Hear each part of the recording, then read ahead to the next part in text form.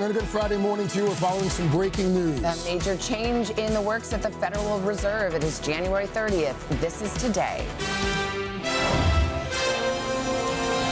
Breaking news, President Trump tapping his replacement for Chairman Jerome Powell at the Fed just moments ago, a former member of the board, Kevin Warsh. What the White House is saying about his pick and the potential impact on what you pay.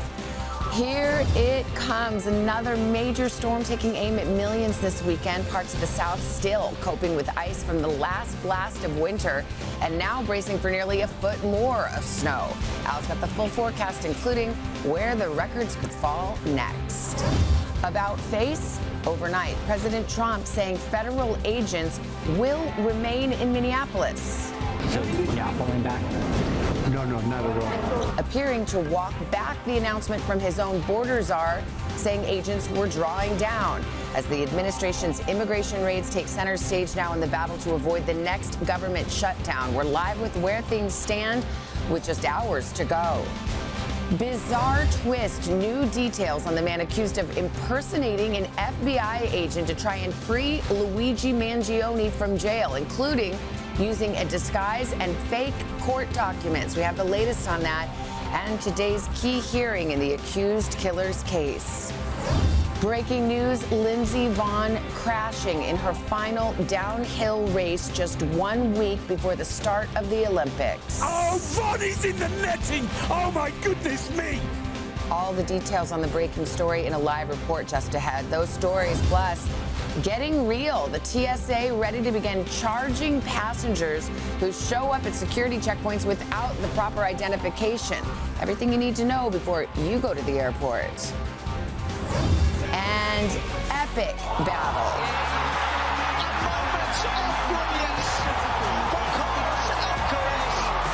Carlos Alcaraz winning a grueling 5-set match that went on for nearly 6 hours overnight. All the highlights as the tennis superstar moves on to the Australian Open final today, Friday, January 30th, 2026. From NBC News, this is Today with Savannah Guthrie and Craig Melton. From Studio 1A in Rockefeller Plaza. Hi, everybody. Good morning. Welcome to Today. We made it to Friday. It's a frigid one across much of the country. Have a lot on a storm coming, too. Thank you for joining us. Yeah, let's get right to that breaking news, though, from the White House on this Friday. Yeah, just moments ago, the president announced his pick to replace Jerome Powell as chairman of the Federal Reserve. He has selected former Fed governor Kevin Warsh. Want to get straight to NBC's Garrett Haake. He's at the White House with this breaking news. So, Garrett, this was long rumored, somebody that is close to the president. Talk about the decision and why President Trump has chosen him to replace Powell. Savannah, the president's been working through this decision for months, ultimately landing on Kevin Warsh, someone he considered for a post in his administration going back to the transition, and someone who's been considered a finalist for the job. Warsh has long experience in banking and economics and in politics, having been nominated to the Fed board previously during the George W. Bush administration, at which time he was the youngest Fed governor ever. He's going to be tasked with lowering interest rates, something that the president clearly trusts him to do. And I think is cutting in contrast here to Jerome Powell, who the president has been pressuring for some time. In his Truth Social post, Trump says Warsh will never let you down. He also, Savannah, notably wraps by saying that the Warsh is someone straight out of central casting. The president always likes to visualize the people he puts in these roles, no matter how big or small. That appears to be the case here again today. Well, of course, we know, Garrett, that the president has been very displeased with Jerome Powell, who is the current Fed chair, and has also, there's an investigation into Jerome Powell at the Fed. So the question is, a lot of senators haven't been happy with that, what the path to confirmation for Kevin Warsh might look like and how that might all play together. Yeah, their fates are still linked. Remember, Powell is still in the job till May. They'll have at least that long to figure out the confirmation process, which does have to go through the Senate. Democrats in particular are deeply skeptical about the idea that anyone that President Trump appoints in this moment will be an independent voice. And it's not just Democrats. We've heard from some Republicans, most notably Thom Tillis of North Carolina, who is retiring at the end of this term, who has said he will block any Trump nominee to any Fed post until until this investigation into Powell, which Powell has said is politically motivated, is entirely cleared up. Savannah, the margins in the Senate are so tight that just Thom Tillis voting with Democrats on the key committee that decides this matter means that this nomination could be held up almost indefinitely, which means Powell stays in the seat until it's cleared up. Okay, will be interesting to watch that one, Garrett. Thank you. Let's bring in NBC's senior business correspondent Christine Romans here on set with us now. So, Christine, what would a Kevin Warsh Fed look like versus a Jerome Powell Fed? Well, the president has said that he will not let us down, and what the president really wants is lower interest rates that reduce borrowing costs for businesses and companies and for the United States government, quite frankly. But the problem is that the person who runs the Fed, it is an incredibly important job and very, very powerful, but there are 12 people on that board. So you could be entering a new phase where there's more division within the Fed about whether to lower interest rates, raise rates, or keep them steady. We just had a meeting this week, and 10 of the people on the Fed voted to keep rates steady, and 2 aligned with President Trump, by the way, wanted a quarter-point rate cut, but they didn't get that rate cut because you have to have, a majority. You have to have consensus on the Fed. So Kevin Warsh, 55 years old, an academic economist, somebody who's also worked on Wall Street, will come in there and have to lead a very, very important central bank with a president who technically is not his boss. Congress would be his boss. The president gets to appoint this position. It's confirmed by the Senate, but this is someone who reports to Congress and the American people. Really quickly, earlier this week, you were down in D.C. when asked whether he would step aside in May. The current Fed chair was a bit cagey. If he stays on the board, not as chair, but just on the board, what could that potentially mean? Historically, not always, but mostly when a Fed chief is done with his term as Fed chief, he steps back and is no longer a Fed governor anymore. But Jerome Powell could stay on until, I think, January 31st, 2028. And that would mean you would have a much respected person on the Fed who's no longer the Fed chief. And then with the president's handpicked successor who the president thinks is going to do what the president wants. He has said he wants a Fed chief who will do what he wants.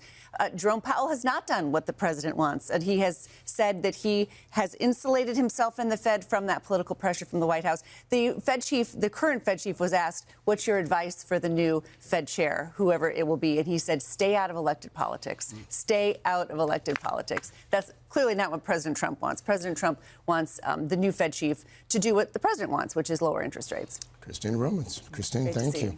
The other big story here on a Friday morning, of course, the weather. This is the latest path of the winter storm that is set to hit this weekend. There it is right there. That storm's going to bring possible blizzard conditions to the coast of the Carolinas. All right, here's some phrases you'll be hearing a lot. Bomb cyclone, bombogenesis. No, we did not make that up. It means essentially a winter hurricane. Think heavy snow, strong winds, and coastal flooding. A major concern once again as well, power outages, with more than 200,000 customers still in the dark this morning since last weekend's storm. And then we got to talk about these brutal temps. More than 180 million people under cold alerts, temps up to 25 degrees below average east of the Rockies. And we are feeling it, too. Al's got everything you need to know. Let's get right to Stephanie Goslow. She's out there in that Arctic blast here in New York. Hi, Steph. Good morning. Hey, Savannah. Good morning. The snow, ice, and bitter cold are definitely uncomfortable, but they are also dangerous. The death toll stands at least at 85 across the country, and already hard-hit communities are now bracing for more with another major winter blast on the way. This morning, a deadly winter freeze is gripping the nation, with days of icy roads, heavy snow, and freezing temperatures. The dangerous weather causing chaos. In Arkansas, this courthouse collapsed under the weight of heavy snow, while in Colorado, a deadly crash after a snowplow broke through a median and collided with a Sprinter van carrying a hockey team. We believe that the helicopter went out in the river. A frigid rescue in Missouri after officials say a helicopter crashed into the icy Merrimack River, sending several people to the hospital, while the slow cleanup continues in places like Washington, D.C. Another Arctic blast is on the way this weekend, with over 180 million under cold alerts. There is an urgent rush to restore power to hundreds of thousands of Americans. It's out. Everything, the electricity's out. Officials in hard-hit Tennessee are adding more crews to fix power outages that could carry on into next week. It's a disaster of epic proportion, but we are working incredibly hard for this. And thousands in Mississippi still in the dark for days, with dangerous ice storms leaving many communities frozen. A lot of work to do. Yep. The National Guard arriving in Oxford to help with recovery efforts. The mayor there telling NBC's Kathy Park the extent of the damage is shocking. You can't really start recovery until everyone has at least their power and water restored.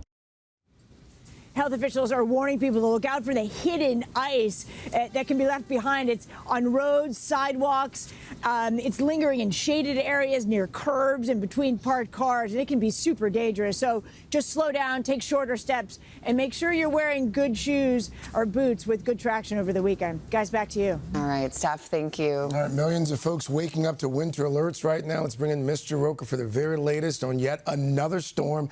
Al, good morning. That's right. Good morning, guys. And we are looking at winter weather alerts for our friends, 38 million people through the Carolinas into Virginia. And we could see these upgrade to blizzard watches or warnings depending on this storm. As it develops, as we move into today, you'll start to see develop off the southeast coast. Winds become very gusty. Travel becomes slippery. We move into tomorrow. Heavy snow starting to develop along the Carolina coastline and inland near blizzard conditions. What happens is this storm is going to intensify, going through what we call bombogenesis. It's a rapidly strengthening system. The low pressure is dropping. If it drops 24 millibars or more in 24 hours, that means it's now a bomb cyclone. It continues up the coast. The good news for the northeast corridor, it moves fairly quickly away. That's the good news. It may impact, again, the Carolina, I should say, parts of eastern Massachusetts. But in the meantime, Carolina coast is going to take the brunt of this. Snowfall rates 1 to 2 inches per hour, 18 inches or more in some spots, but Norfolk 10 inches, 9 in Wilmington, Columbia 4 to 8 inches of snow. We move up the coast and you'll see the heaviest snow basically going to be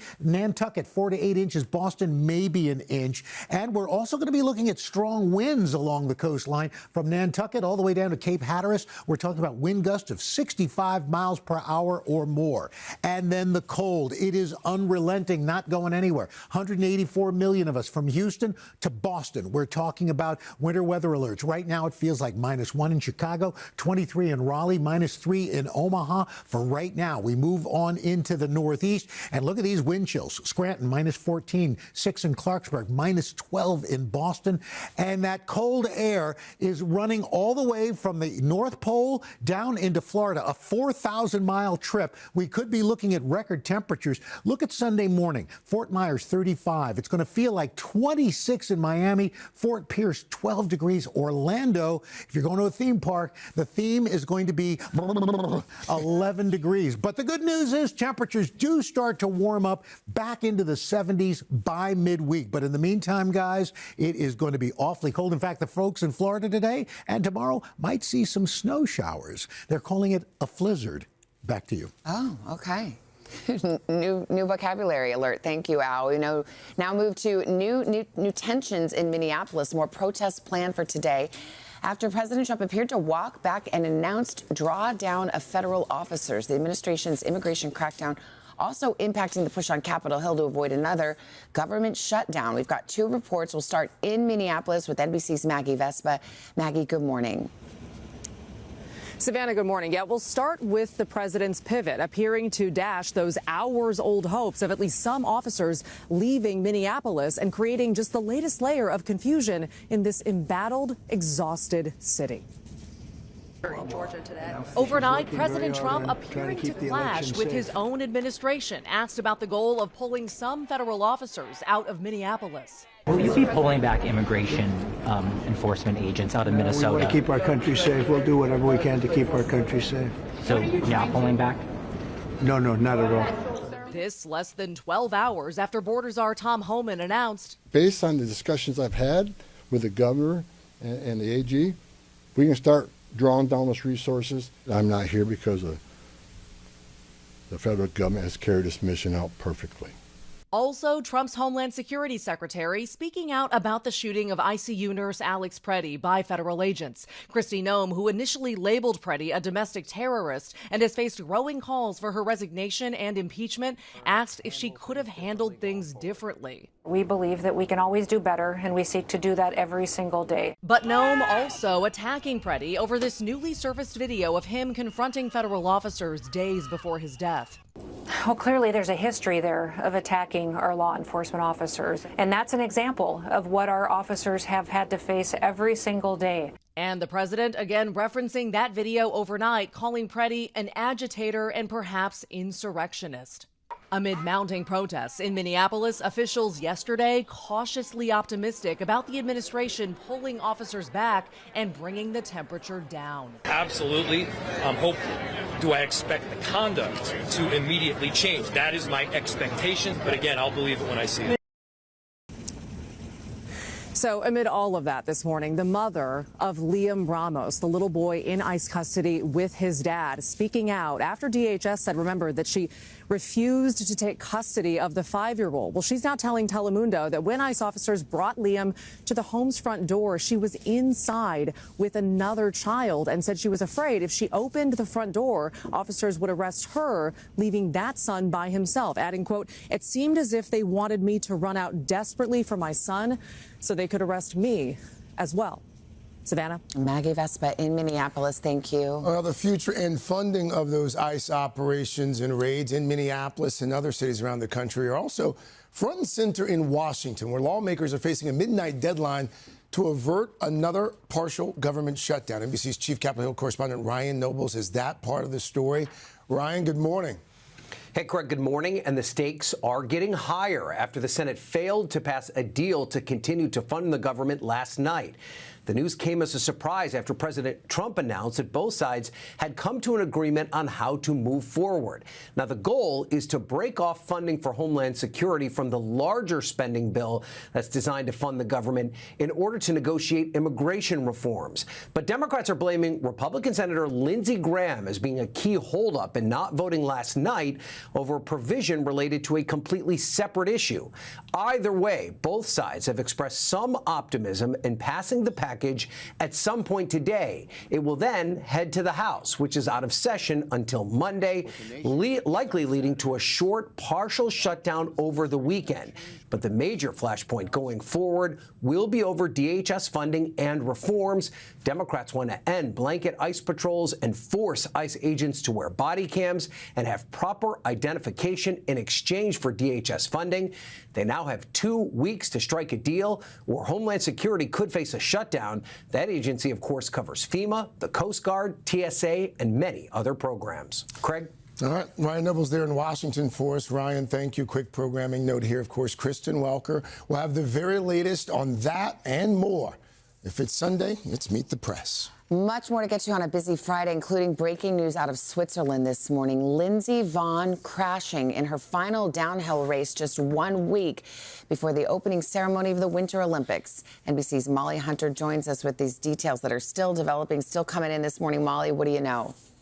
Yeah, Savannah, that's important. Still coming in. We do not know the full story, but this was supposed to be Lindsey Vonn's last downhill race before the start of the Winter Olympics next week and her triumphant return to the Games. Now, you can see in this video, it's hard to watch here, Vonn losing control while landing a jump and then getting tangled up in those safety nets.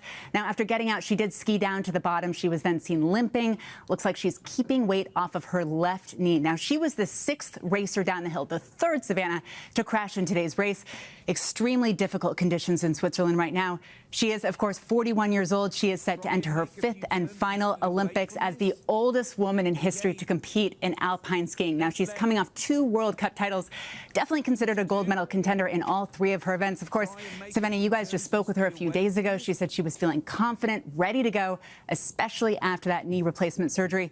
Vonn was airlifted by helicopter, we can tell you, and the U.S. ski team said she is currently being evaluated. Savannah? All right. Yeah, well, I know she was in, thank you, Molly. She was in such good spirits with us. I always say never bet against Lindsey Vonn. No. And that has proven to be true again and again. So our prayers are with her right now. Yes, they are this morning. We will keep you updated, of course, on that story. The other big story remains the weather, Mr. Roker. That's right. We take a look, and out west, things are nice and calm, warm, sunshine, beautiful day through the southwest on into Southern California, the Rockies as well. Some few showers up in the Pacific Northwest, bitterly cold in the Great Lakes, and that light snow starting to develop as this low pressure system makes its way and transitions along the southeastern Atlantic coast. We're going to get to your local forecast coming up in the next 30 seconds. We are back at 7:30 with a fun stop on the 2026 Olympics torch relay. The flame guided down the slopes at the ski jumping venue as it continues to make its way to Milan. The opening ceremony now just 1 week away. Hey, how did it stay lit? It didn't blow out? No. That's incredible. Super torch. Okay, so fun. Next Friday, by the way, we will be live in Milan to bring you all of the excitement. The Winter Olympics opening ceremony 1 week from today. And guess what? That is just one piece of what we are calling Legendary February on NBC, Peacock, and of course, The Today Show. That's right. It's going to be a very busy month for us because we also have the Super Bowl just 2 days after those opening ceremony. And while SG and Craig are hanging out in Milan, Uncle Al will be joining us live from Levi's Stadium with the build-up to the big game. Plus, we're going to be throwing a massive pep rally with fans of both the Patriots and the Seahawks. But wait, there's more, Carson. Our Fab actually kicking off this Sunday with the debut of basketball night in America. Wow. 2 great games on NBC and Peacock. The Knicks hosting the Lakers. I'm going to go to that game. Followed by the Thunder and the Nuggets. I'll be in MSG for the opening tip-off. We'll bring you inside the action of the NBA Monday morning right here on Today. That's going to be fun. Busy month. Busy, busy. All right, meanwhile, we do have more news to cover this half hour. We're going to start with a story that has a lot of folks talking.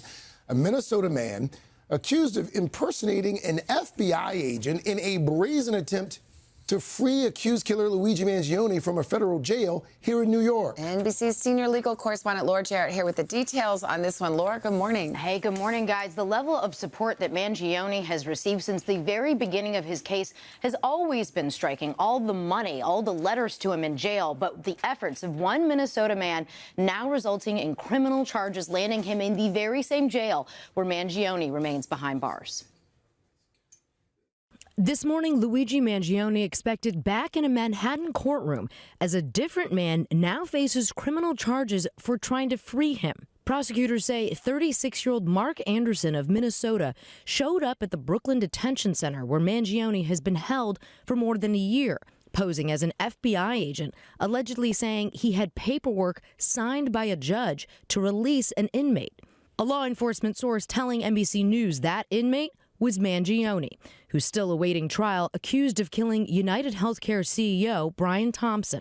This criminal complaint of impersonating an FBI agent is not going to be part of Luigi Mangione's trial, but it's certainly something that both prosecutors and defense will take into consideration as they get towards the trial. The criminal complaint goes on to say that Anderson was asked for his credentials, and he provided a Minnesota driver's license. Then he told officers he had weapons and threw numerous documents at them. Prosecutors say when officers searched Anderson's backpack, they found a large barbecue fork and a round steel blade resembling a pizza cutter. According to a law enforcement source, Anderson had been working at a pizzeria after moving to New York City for a job that didn't work out. Mangione has been inundated with support since his own arrest, his defense fund racking up more than $1.4 million as of this morning. The 27-year-old has pleaded not guilty to multiple federal and state charges, accused of killing Brian Thompson back in 2024 as the CEO was walking into a Midtown hotel for an investors event in Pennsylvania 5 days later after a nationwide manhunt. Is your driver younger? Yes. Jury selection now set to begin in September in his federal case, while prosecutors in Manhattan are pushing for the state trial to go first as early as July. So we've got these dueling court cases, who goes first, and then the death penalty is still an issue. It is, and it's one of probably the most highest stakes part of this whole thing in the federal case.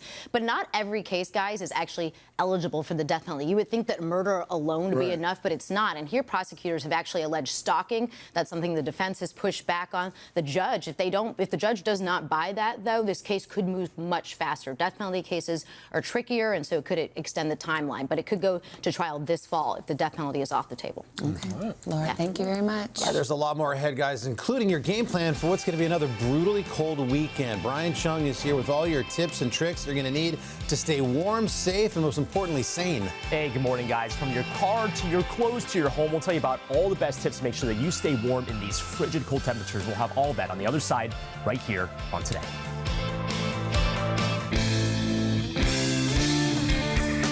We are back 7:39 this morning on In Depth Today, a survival guide for what is going to be a very cold and in some places very snowy weekend for millions of Americans. Yeah, as you know, much of the country is locked in a deep freeze, and that's about to dip even a little bit deeper, if you can imagine that. Single digits in a lot of places. One spot caught our attention in the 30s in Miami. Yeah, it's crazy, right? NBC's Brian Chung joins us with some tips to help us cope, maybe even thrive in the cold as well. So let's start. I mean, here's the reality is we're talking about snow removal. A lot of folks have snow on the ground that's going to be there for a while. Yep. Best practices for snow removal and winterizing your car. Yeah, I mean, in many cases, that snow is piling on top of snow that's already there, right? We heard Al's forecast. The general idea here as you're clearing snow and ice in those areas is to shovel every few hours just to make sure that you're not ultimately trying to shovel out of like a foot when the storm is over. And also try to shovel in 15 to 20-minute intervals. Give yourself a break. Try not to use entirely your back, otherwise you're going to have, a muscle pull. But also, we have to remember the roads are going to be very slick as well. So some safe driving tips as well. First off, make sure that your car has at least half tank full. That's going to prevent condensation from building up in the tank. Also, check your antifreeze levels, add ice repellent to your windshields, and also monitor your tire pressure when it gets really cold. Yeah. That's a place where you tend to get in trouble. Okay, let's talk about dressing for the cold. If you've got a middle school boy who is still wearing shorts and doesn't want to put a coat on, but for everyone else too, like what are the safety issues here? Yeah, well, look, here are the general guidelines according to the American Red Cross. If it's over freezing degree temperature, then generally it's okay to be outside if you're bundled up. Once you get into like the single teens into the low 30s, that's when you really want to take breaks every 20 to 30 minutes. Go inside, warm up before you go back out again. Again, that applies especially when you're shoveling, trying to clear the driveway. And then if it's less than 13 degrees, the general guidance is just to stay indoors if you can. If you do have to be outside, we talked about this with Dr. John yesterday, dress in at least 3 layers. A waterproof layer over the top is going to be also very helpful in terms of insulation. Use woolen fleece. Really want to do sweat and water repellent underneath. And then lastly, use hand warmers. That is, of course, just a great way if you do have to be outside. You know, Brian, you say staying indoors. That obviously helps. But there's another side to that. It's a double-edged sword.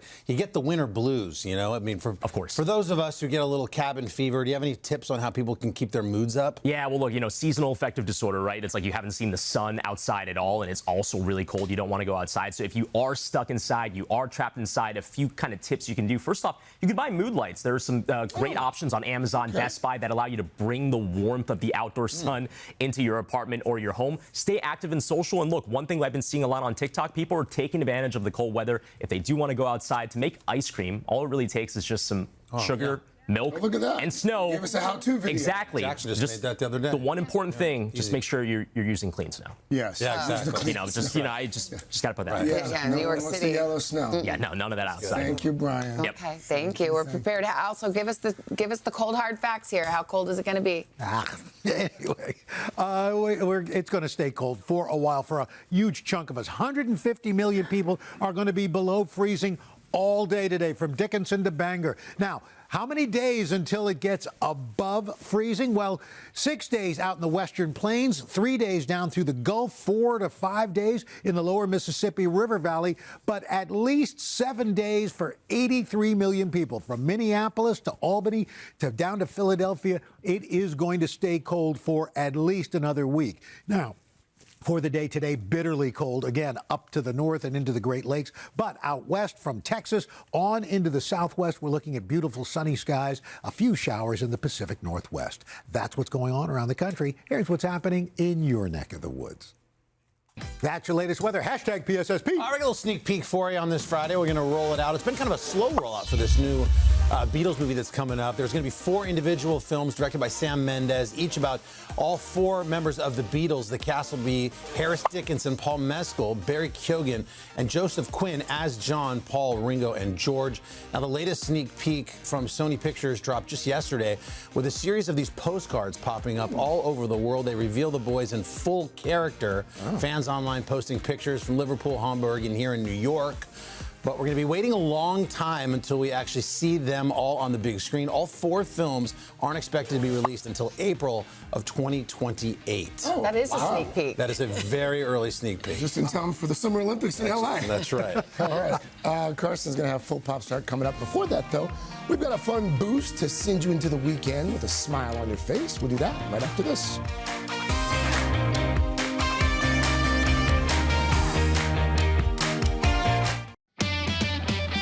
We are back with the boost, and Craig is going to do the honor. We'll try to do JBH proud. All right, so today's boost is a reminder, age, just a number. Take a listen to Nana Eleanor. She just turned 90. Doesn't quite feel like it, though. Today it dawned on me that I'm actually 90. I never thought of it as being, I never thought of my number. You know, my birthday, it's just my birthday. It's just a number. It's a number. It's a number. But today I realized it is old. Holy You feel 90? Are you kidding? No, it don't. I think it's a mistake. Yeah, I'm old. You're 90? For Christ's sake. And you made it to 90. And I made it. Who thought? Who'd have thought?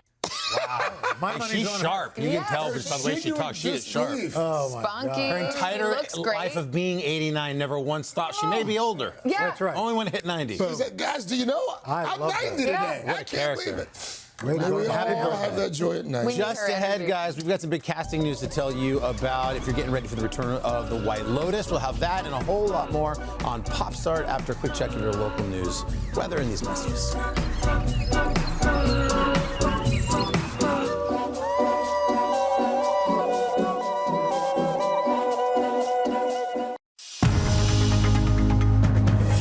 It's 8 o'clock on Today. Coming up, round 2. Another major storm taking aim at millions this weekend. Parts of the South still coping with ice from the last blast of winter. Now bracing for nearly a foot of snow. Al has the full forecast. Then ready to roll. A Today exclusive introducing you to the future of food deliveries. Where that high-tech robot is already on the streets, and an inside look at the plans to bring it to a city near you. And new heights. Jacob Elordi and Margot Robbie speak out about the highly anticipated Wuthering Heights film. I have not broken your heart. You have broken it. A new twist on the literary classic. Did you like it? It wrecked me. Yeah. Is that the point? From Grand Rapids, Michigan. It's my mom's 60th. Shout out to Carpentria in San Francisco, California. From Milwaukee, Wisconsin. Celebrating our 3rd anniversary. Loving you is worth it. Loving you Visiting from Warm Lafayette, Indiana. Boy, we're up. Hello, Tucson, Arizona. Mother-daughter trip for Emma's 25th birthday today. Hi to our kids, Lily and Nasser. Thanks for watching them, Mom and Dad. Aw, nice close-up for Mom and Dad there. Welcome back to Today. Nice to have you with us. Boy, those are Closet fans. They are the faithful. And the Frozen. Yeah, we're always grateful when they come out to hang on the closet, but we are especially grateful on mornings like this. Yeah, absolutely. Let's get to your news, 8 o'clock, and we'll start right there with the dangerously cold weather and another major storm closing in. Bone-chilling temperatures along with snow and ice taking a toll on tens of millions of Americans. In Arkansas, take a look at this. A courthouse collapsed under the weight of heavy snow. And in Colorado, a deadly crash after a snowplow broke through a median and collided with a Sprinter van carrying a hockey team. In Tennessee, utility crews are scrambling to get the power back on for more than 80,000 homes that have gone days now without electricity. And as mentioned, another major storm threatening parts of the East Coast. We've got Al now on duty. It looks like the Carolinas are dead center there. Yeah, I got to tell you guys, 38 million people impacted by this. We could start to see blizzard watches come up as well as this storm develops. So here's what we're looking at today. Snow will break out over the central Appalachians. Winds will pick up as this low develops. Travel will become slippery along the southern I-95 corridor. Tomorrow, heavy snow, gusty winds for the Carolinas near blizzard conditions. This storm is going to go through what we call bombogenesis. It's going to rapidly strengthen, and with a pressure drop of 24 millibars or more in 24 hours, that means it is a big, dangerous storm. It continues to move up the coast on Sunday. The good news is moving further out to the east, so the I-95 corridor spared, probably brushing with some heavy snow parts of Nantucket. Nantucket. But down as you get into the Carolinas, last time they had a blizzard watcher warning issued, 2000. It was called the Carolina Crusher. 6 to 9 inches of snow in Wilmington. Same in Raleigh. Some places, though, could get up to 18 inches of snow, where far less snow, Nantucket, even Boston less. We're talking 184 million people under cold advisories, watches, and extreme cold warnings,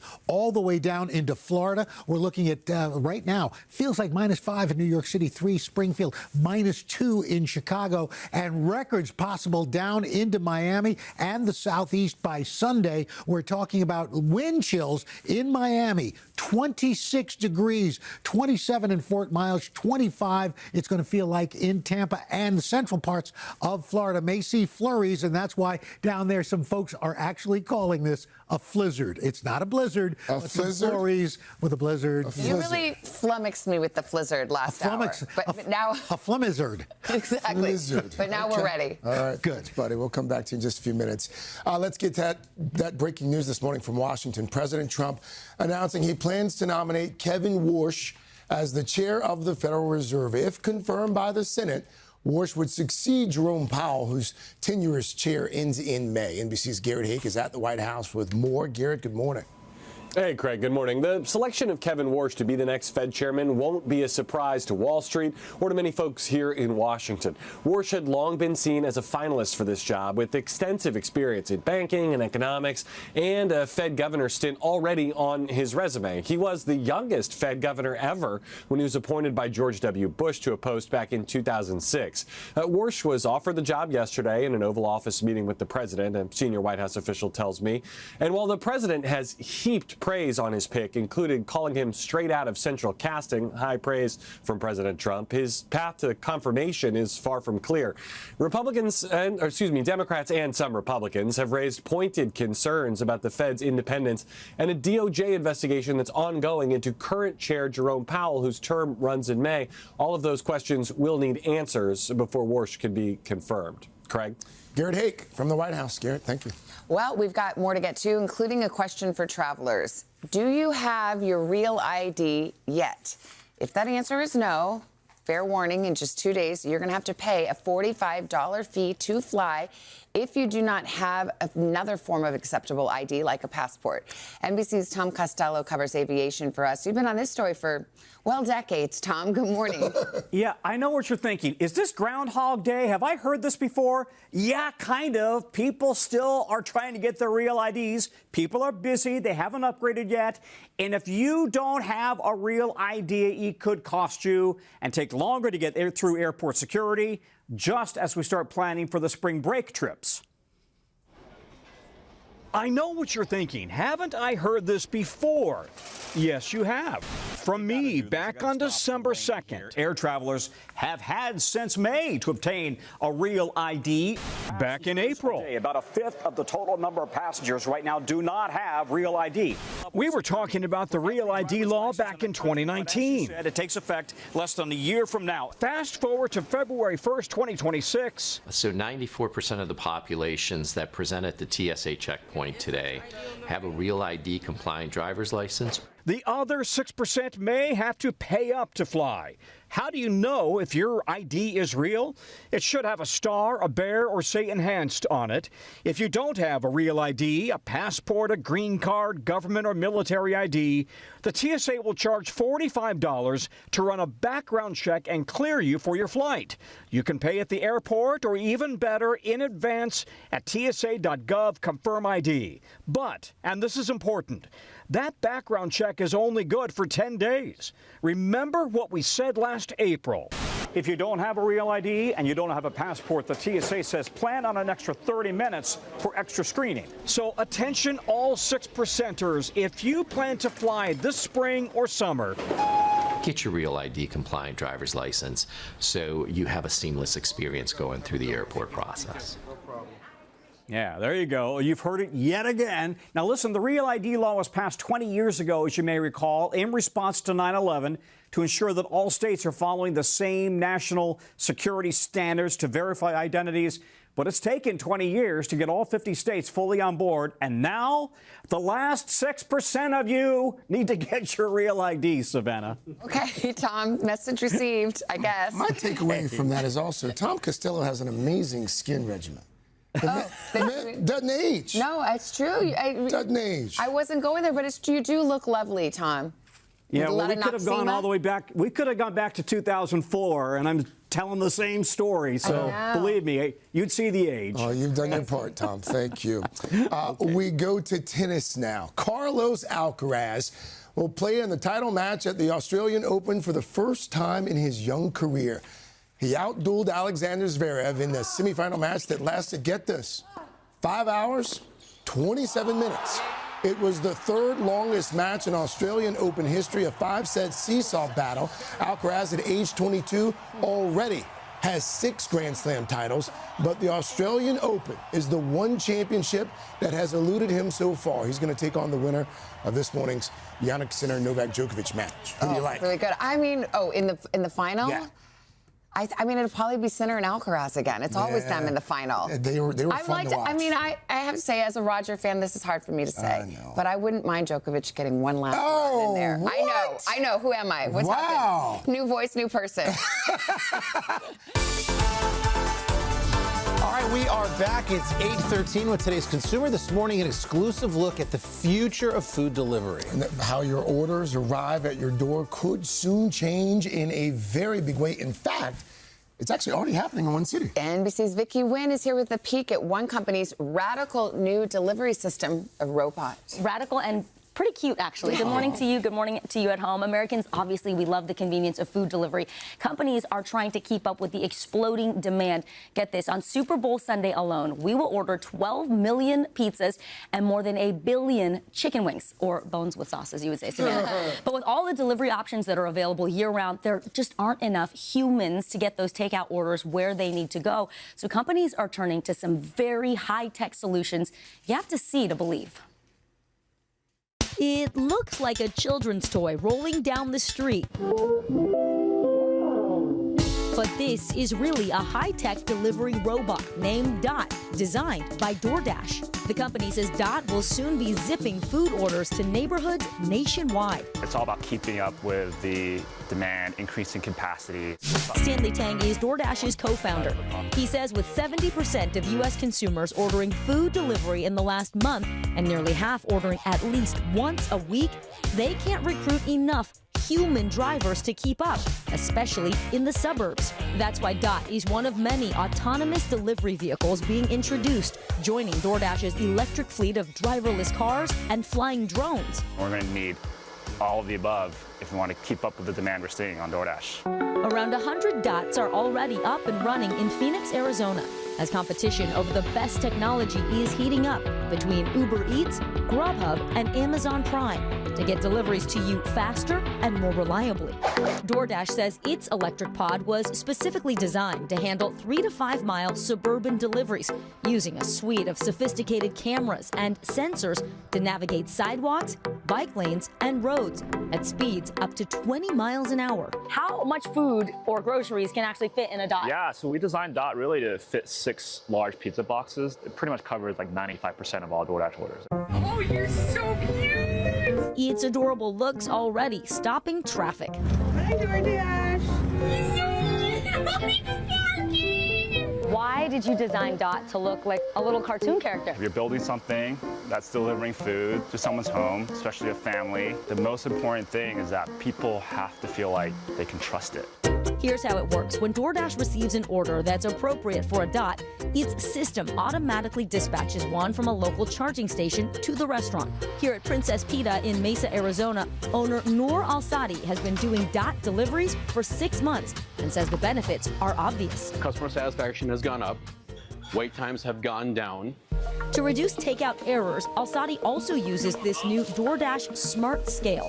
It weighs every order, then uses AI to flag when it's underweight and items are missing. If it's missing something, like it's missing a sauce or missing a pita or missing a drink, it'll flag and say, oh, you're underweight, recheck your bag. By enabling this technology to catch the mistakes and get the food there properly, I'm having less refunds, which makes me profitable on every single order that goes out those doors.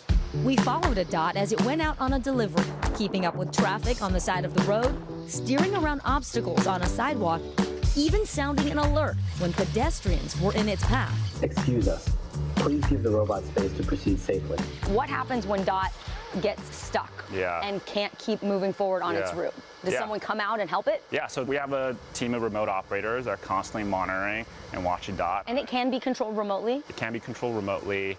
While Dots can't climb stairs or deliver straight to your front door like a human driver, they'll never call out sick or require a tip. Do you have a timeline for when you hope to see Dots in every state? Yeah, we're trying to do that as quickly as we can. We've seen the demand just explode.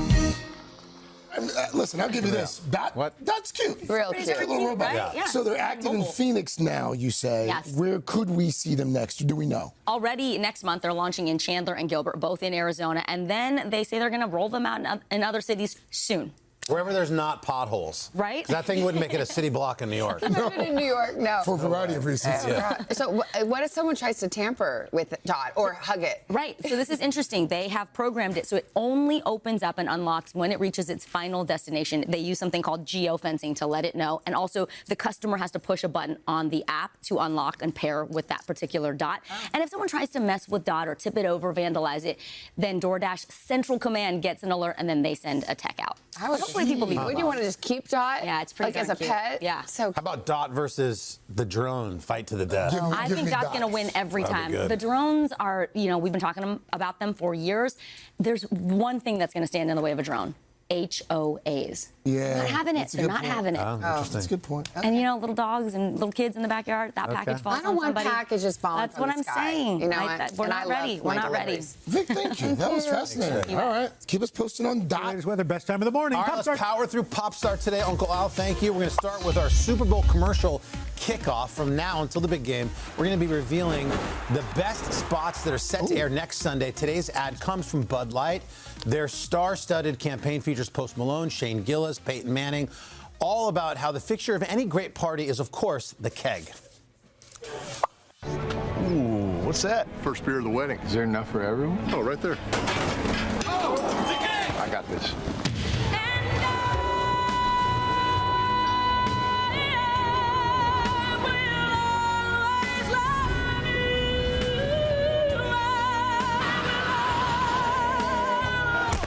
Oh, this is not necessary. There's a trail. Heck of a wedding, huh? Oh, I've never seen Peyton Manning in a commercial before. That looks good. Those guys certainly know how to throw a party. The reminder, you can catch the Super Bowl next Sunday, February 8th, right here on NBC and Peacock. Speaking of the Super Bowl, cue the music. Next up, it's Bad Bunny. We've got a sneak peek at a new documentary exploring the upcoming halftime performer's rise to international superstardom and his influence on music, entertainment, and culture. He's just a product of his upbringing in Puerto Rico and how proud he is to be a Puerto Rican. I think that's kind of the central theme of all his music, especially in the last 5 years. He wants people to come see him in his homeland, and he makes a speech at Coachella when he says, Y el que quiera conocerme de verdad, yo lo invito a mi casa. ¿Quién quiere conocerme? in 2023, we're already seeing him kind of hint, I'm going to be doing something there. We don't know what it is yet. We get that invitation in the All right, summer. NBC Universal's half-hour special, The Effect Bad Bunny, debuts tonight on Telemundo, tomorrow on NBC following SNL, and it'll also stream on Peacock. Next up, Uncle Al, we are looking at you. Last night, you and your lovely wife, Deborah, were making an appearance right here in New York at the Hit Live show, the 25th annual Putnam County Spelling Bee. Let's see how Uncle Al did. Mr. Roker, your word is Tehuantepecor. Could you give me the definition of it? Certainly, it is a strong mountain wind from southern Mexico. I had that last night. Give away the joke. I love the naked gun joke, though. Yeah, thank you. That was good. Like, no, I have no idea what the word was. I couldn't. Deborah got myrrh. As in myrrh. She spelled, and it was great. She got to do a little dance, the whole 9 yards. It's a fun show. It's at the New World Stages. It's a revival of a Broadway show. And it's really kind of fun. Good. Yeah, I'm sorry you didn't win. You know what? You're a winner if you're in the audience. That's right. Next up is The White Lotus, HBO's hit show, has given us some of our favorite lines in television, including this one. Piper, no! Tsunami! Buddhism! No! No!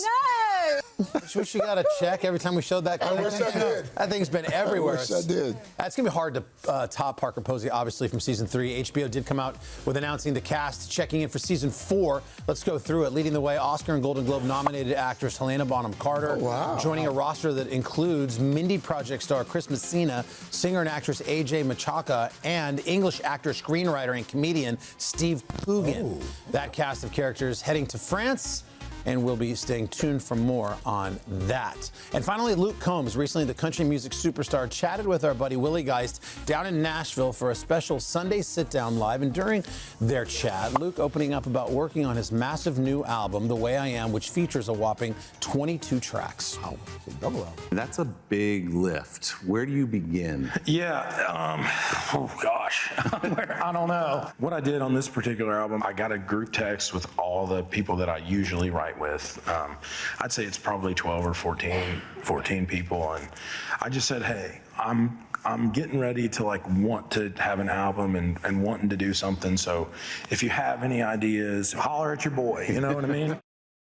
A reminder, you can catch more from their conversation coming up this weekend on Sunday Today, and Luke's album's out on March 20th. Guys, that's your pop star. That's your boy.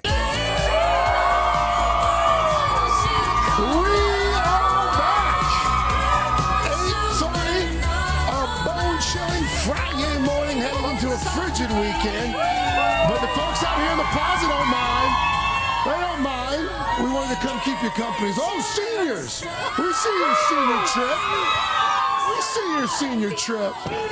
Oh my gosh, coming up, guys, 2 of Hollywood's biggest stars, Jacob Elordi and Margot Robbie, opening up to R. Kaylee Hartung about Wuthering Heights, getting into character, the unusual way they worked on their undeniable chemistry. Guys, you guys are super excited about Wuthering Heights, right? Oh yeah. It's just like a, it's the Bronte novel. Yeah, it's like a rom, not a rom-com, a rom-trage. Rom-trage. Rom-trage. I think it's got rom. Yeah. Excited for Chef Michael Solomonov, who's here creating a beautiful gourmet twist on everybody's favorite Super Bowl food. We'll do some wings. Yeah!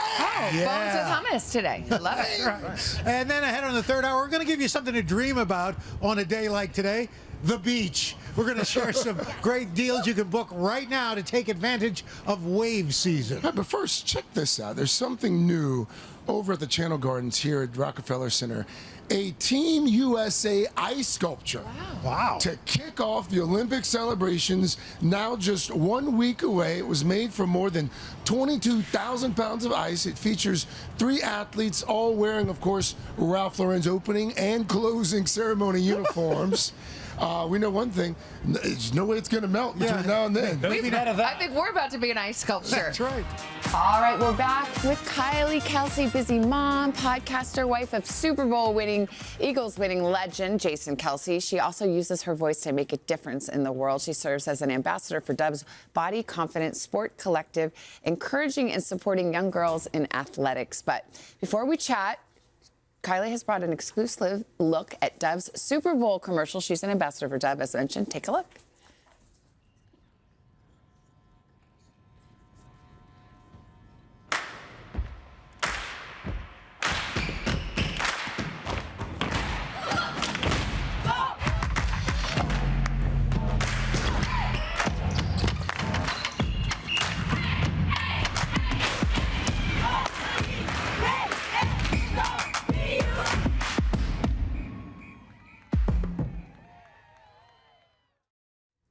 Kylie, good morning. It's so good to see you. Good to see you too. Thank you for bringing us that cool commercial. Course. So happy to be here for it. You are an athlete yourself. You're a coach. You coach field hockey. Why is this a message, one that you really want to champion?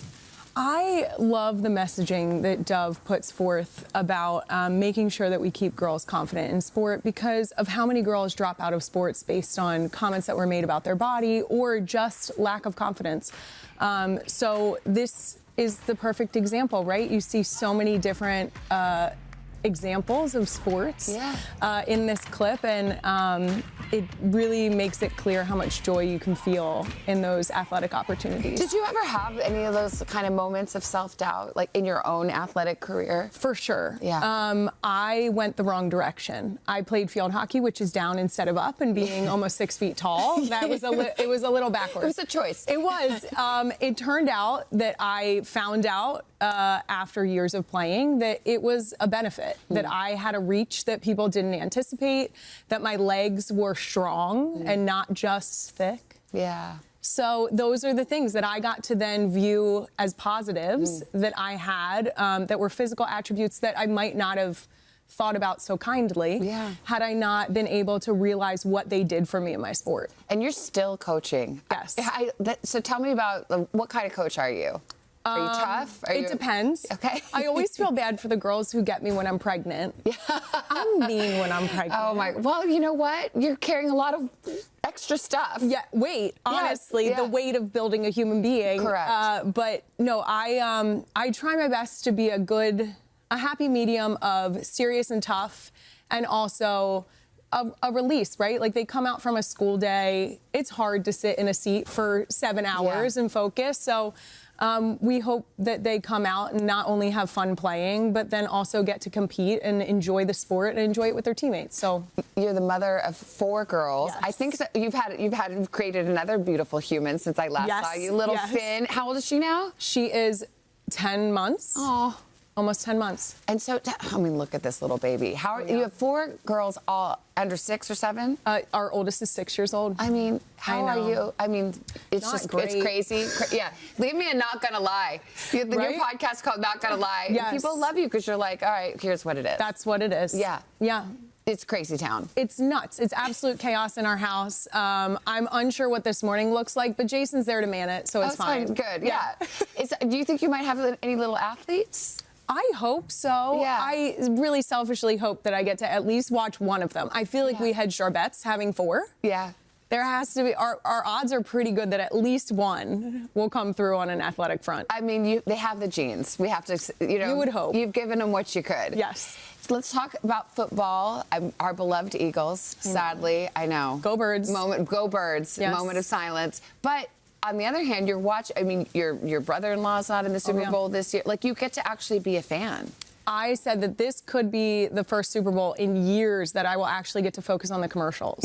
Because every other year I've had to focus on the football, and I have to get up and get my snacks and my drinks and bathroom breaks during the commercials. Yes. Use it as a true commercial break. So now this you year, can focus. Yeah, I might actually get to enjoy some Super Bowl spots. All right, well, we're super excited. And of course, do we think there's a wedding this year? Oh, I don't know. Okay. Do you really not know? I have no idea. You're not going to lie. Yes. I know. Not gonna lie. I know. You're not going to get yourself in trouble Never. either. I know. But we're so excited to celebrate, though. I know. Of course. We can't wait. We all are. Yeah. Yes. Kylie, thank you so much. Absolutely. We always love when you're. Oh, wait. What about your mom? I have to ask about your mom.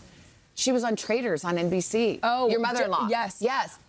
I'm mad about it. You think she? Well, the spoiler. I think we're allowed to give a spoiler because it's been a while. Can we do it? Yeah, I think we She can. was the secret traitor, and I'm still mad about it. Did you? You didn't? I thought she would have done well if she had been a traitor but teamed up with the other traitors. Yes. I feel like she could have. She could have hung in there a little longer. I do think my husband pointed out that there's a lot of groups in the way that the reality TV groups hang out. Yeah. And she was the odd man out, and so we were really rooting for her. Well, next time, maybe you could do a team or something. Just do it like a team, That's Kelsey. it. Yeah. Just putting it out there. Kylie, thank you so much. Thank you so much It's for always having good to me. see. You're coming back, actually, I think, you're going to eat with us. Oh, Because yes. Michael Salamano from Philly is our chef today. That hummus it'll bring me in. Okay, I love it. Of course, you can catch the big game February 8th right here on NBC and Peacock. And up next, a can't-miss conversation with Wuthering Heights stars Margot Robbie and Jacob Elordi. Kaylee Hartung sat down with the it couple on screen of the moment. We'll share their sit down. But first, this is Today on NBC. All right, we are back. It is 8:43 with a look at one of the year's most anticipated movies. Cannot wait, Wuthering Heights. Yeah, anticipated indeed. It's a new twist on Emily Bronte's classic 19th century novel starring Margot Robbie and Jacob Elordi. And NBC's Kaylee Hartung sat down with him, joins us live, saw the film. All of it. Yeah. All of it. Yeah. So here we go. Two of Hollywood's biggest stars have taken on this literary classic and made magic all their own with this interpretation. The chemistry between Robbie and Elordi on screen is undeniable, and it was palpable in our interview. It's something they both say they worked hard to create. I have not broken your heart. You have broken it. And in breaking it, you've broken mine. Can we take a deep breath before we even start this interview? That film is intense. Did you like it? It wrecked me. Yeah. Is that the point? Yeah. Yeah. Devastating. She kissed me.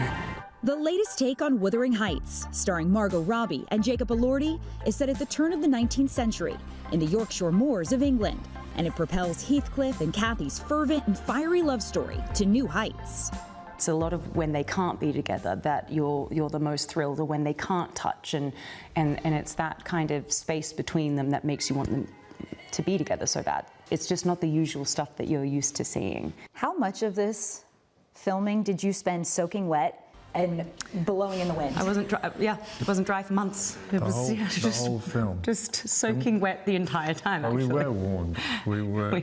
They had these fans that were like, you know those gator hunting. She knows, she's from Louisiana. From Louisiana? Right. So like that kind of fan was just pointed like beside the camera. At all times. At all times. Robbie stars in and produced the film. Production was underway just 3 months after she delivered her first child. How did that impact how you prepared for this role and how you lived through this experience? It was just I don't know. I mean, I feel like every film that I've ever done, I've had the moment beforehand where I'm like, I can't do it. I haven't prepared enough, or I'm not good enough, or I don't know, it's too much, I'm overwhelmed. So yeah, I guess it almost felt par for the course to be like, oh my God, I can't hold it together, I can't do this. And then like this thing happens. It was a couple weeks in for me where it just kind of clicked, and I felt like I finally had Cathy. Emerald Fennell reimagined and directed Wuthering Heights and took the job of bonding the actors seriously.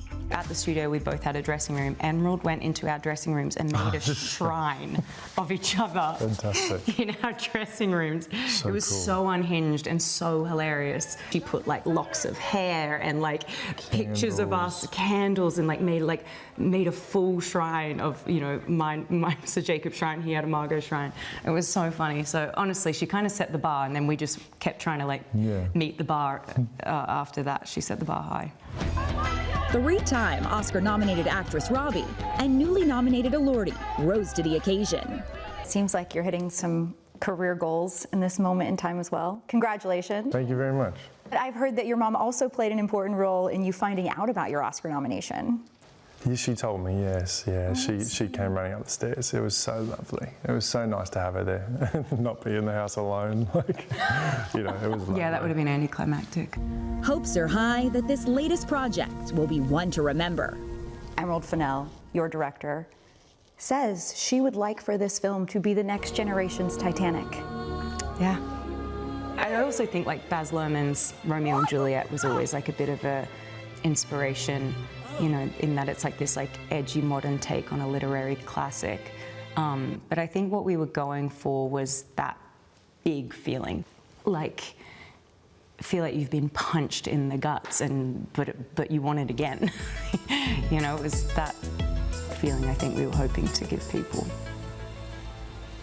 Well, guys, mission accomplished. I felt like I got punched in the gut, and I can't wait to see it again. Oh, that's a review. How many of you have read the book?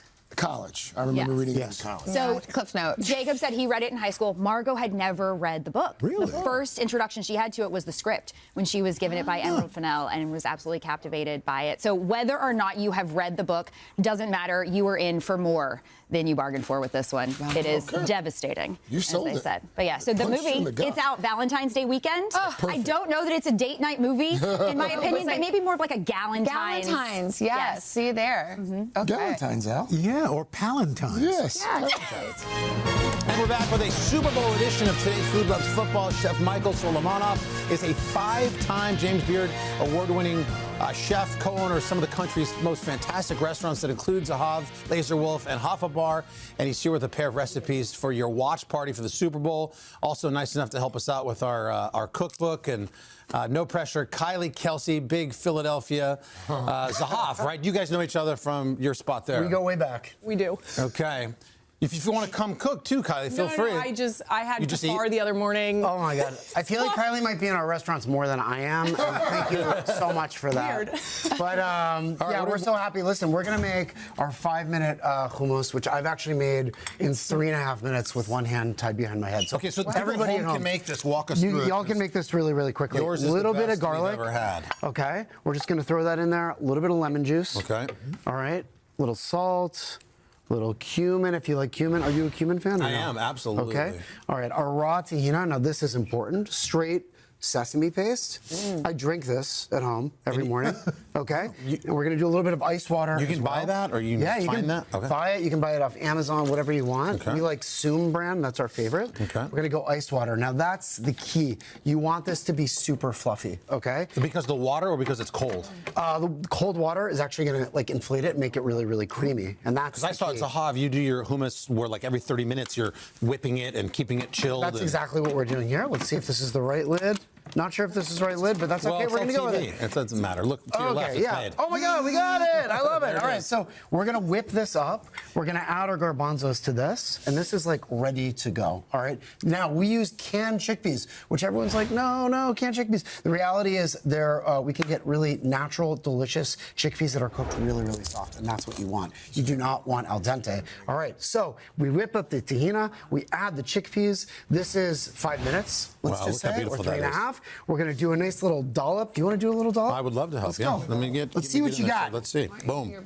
Oh, wow. Okay, well. Nobody was expecting that, Not bad, right? not bad. Unbelievable. Let's do a little drizzle of Yeah. olive oil on top. How's the hummus, everybody? You know it Great. well, Kylie. Uncle Very Al? good. Savannah? It's like butter. Kylie, we did okay? It's amazing. All right, good. All right. And what is the secret to that creaminess? Because it just looks different That's than it. It's everything whipping else. up the That's in tahina. that That's cold the key. water and whipping it up. Exactly. All right, we're going to do a little parsley, and then you can do a little crudité, a little pita. We're going to go over here Cheers. to our Good job. chicken wings. Cheers. All right. Have a little beer. I'll do some work over here while you chill. All right. All right, fair enough. We're going to do a little bit of salt on these chicken wings. Are you a chicken wings person? I love chicken wings. Okay. Unlike my coworker Savannah Guffey to your left, who refers to them sinfully as bones with sauce. Everybody was making that joke in the back. Is that for real? Yeah, it is. She doesn't like If you it. think about it, I've already eaten if, two of if hers. I put Kylie on the Every not time gonna you say lie something bad about a polygraph, chicken she would wing, agree. an angel loses their wings. No, that's, you know what? They're chicken Look, wings. I mean, I haven't tasted yours. I'm sure yours are delicious, but it's just a lot of bone for, all the hype. It's a lot of work, and I do feel like your hands get a little beat up. But It's worth it. you're going to be watching the Super Bowl. But Maybe watch sad. what Chef does to these. That Maybe makes them sad that magical. your team isn't playing. Okay, so you can cry. We're right? sad. I know we're all sad. Came out of nowhere, Chef. So we're, it's rough. So we're going to roast these chicken wings with a little bit of salt. 45 minutes. We're going to yank them out. We're going to take our sesame seeds, a little bit of honey right here, I love a little bit of This is where it gets harissa. good, We like Savannah. some Watch spicy. this. Okay, we're going to add a little bit of lime juice, a little bit of salt. We're going to take our roasted chicken wings. We're going to mix them up in here, and we're going to go back into the broiler. Let's go. So are they fully All right. cooked after the 45 minutes? Fully or- cooked after 45 minutes, and then they get glazed, and then they end up broiling, and they get really, really nice and crispy. And you can dip your chicken wing into the hummus if you really want. Oh, now you're talking. Hit a If protein. you're like me. And what's this sauce? This looks. Oh, this so is that's delicious. our ranch, but we make that also with our tahina as well. Kylie, when you go to his restaurant, what's the go-to dish there? What do you? Honestly, it's one of the only places that I do get really into wings. Yes! The Yes! Laser Wolf wings. Laser Wolf wings. Okay. Incredible. I know. and the Saleh team. I mean, I could sit there all day. Thank you so much. You should see the anything else. And Kylie, you have the best podcast I've ever listened Yes, to. I know. Ever. Look at that. Oh, guys, You're you're the coolest person I ever. see the quid pro quo. No, Wow. exactly. Scratch my back, I scratch $20 yours. Venmo to Kylie after this. Love that. Thank you all so much All right, for guys. having Thank you, me. Chef. Congrats on 30 RecipeToday.com years. /food. Thank you, By the Chef. way, And Mike's got an amazing go brisket recipe in our Today Loves Food Cookbook. Invite you to check that out. Chef, thank you so much. Thank you so Appreciate much. it. Kylie, thank you for hanging. We're back in a moment after a quick check of your local news, weather, and these messages. Happy football eating, everybody. Wing infamous. Hey, thanks for watching. And don't forget, you can catch the Today Show every morning on NBC or take Today when you're on the go. Just follow the Today podcast on Apple Podcasts, Spotify, or wherever you listen.